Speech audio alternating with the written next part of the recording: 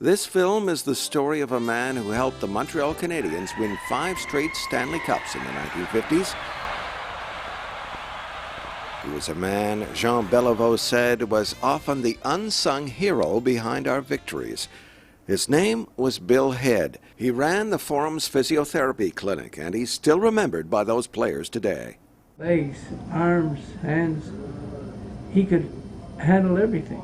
He kept most of the players off the injury list, and they made a comeback sooner than most would have expected. And by those who wrote about them. Beliveau, Geoffrion, Dickie Moore, so many great players. I mean, they all swore by Bill Head. Bill Head was born in London, England in 1912. He was the 6th of 9 children and the youngest boy.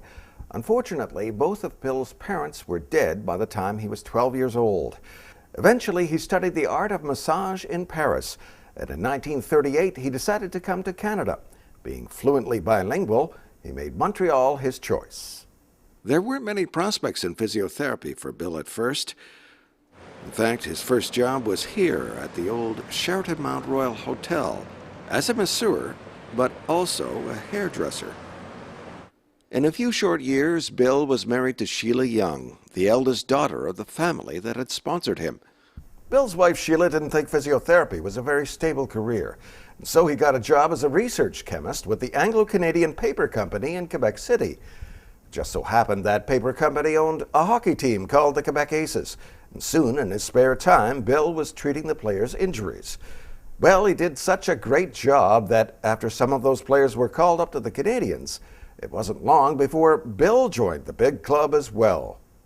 Bill would remain here at the Forum for the next 23 years, not only treating athletes, but also seeing his own patients in a private practice. Today, the old hockey arena is known as the Pepsi Forum, home to 22 cinemas and dozens of stores. There are still a few relics from the old hockey edifice, but many of the tourists and shoppers here seem almost oblivious to the hockey wars of the 20th century. So it was somewhere in here that Bill Head had his famous physiotherapist clinic. And for a long time, it was the only one of its kind in the NHL. Quite a thrill to have all these things. You know, my office is a little junkie. Dickie Moore is one of the Habs greats from the 50s who remembers Bill Head well. And is your name on there 5 times? 5 times, yeah. Lucky guy. Which would you rather be, good or lucky? See, I believe in luck. Is it true that he got people back from injuries quicker than other people would be? Saying they can do it, yeah. Montreal Gazette columnist Red Fisher has been writing about the Habs for more than 50 years. He remembers Bill Head well, especially for one incident that he wrote about more than 40 years ago at a Canadiens practice involving Bernard Boom Boom Geoffrion. Andre Pronovo, a young kid on the Canadiens, sort of brushed Bernie Geoffrion, and Geoffrion collapsed to the ice and, started to move his arms and his legs and so on and so forth. We thought he was faking, to be honest with you, sitting on the bench watching it. Phil Goyette was on the ice that day as well, and he remembers it in much the same way. We knew Boomer to be putting on all sorts of different gimmicks now and then, and we didn't think much of it. We thought he was just fooling around, wanted to get off the ice and miss a practice or something. And Bill came out from his office, and he knew that Bernie wasn't kidding. And the first, his face was turning blue, couldn't breathe. Fortunately, the hospital was located just across the street from the Forum, and he underwent immediate surgery. And they discovered that he had suffered a ruptured bowel from that mild body check or whatever. The last rites were delivered. If Bill Head hadn't been there that day, neither would Bernie Geoffrion. Thank God, I guess that Bill was around because it was something very serious.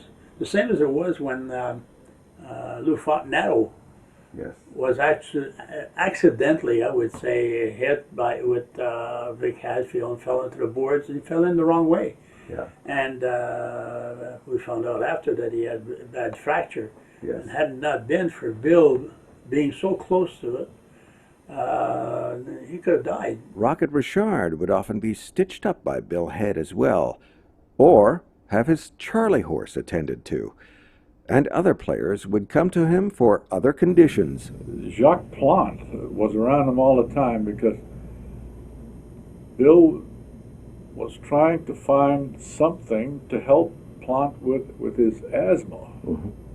And Plante complained about, suffering from asthma all through his career, which is one of the reasons why he drove Toe Blake Crazy. nuts, absolutely nuts. We used to prefer him to stitch us up than the doctors. Why would that be? Well, he just did a better job. Most of the time we ended up that our stitches wouldn't show. The scars wouldn't show as much either. He was that much better. It's a little-known fact, but Bill Head played a minor but important role in the Rocket Richard riot of 1955. After he'd been pelted by eggs, NHL President Clarence Campbell actually took shelter in Bill's physiotherapy clinic, as did for a little while Rocket Richard himself. Bill Head wrote the NHL's first conditioning manual in the 1960s. It focused on exercises for every part of the body, and it was designed to help the players stay in shape in the off-season. Bill was something of a local celebrity, often appearing on TV talk shows and in the press in both languages. In one article in the late 40s, he was dubbed L'homme aux mains magiques, the man with the magic hands.